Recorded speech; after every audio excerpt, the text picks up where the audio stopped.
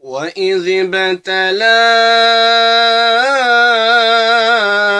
إبراهيم ربه بكلمات فأتمهن قال إني جاعلك للناس إماما.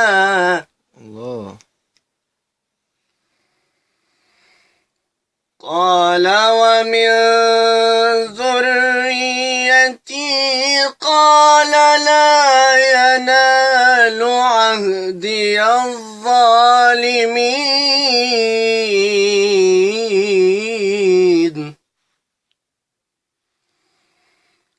وإذ جعلنا البيت مثابة للناس وأمنا واتخذوا من مقام إبراهيم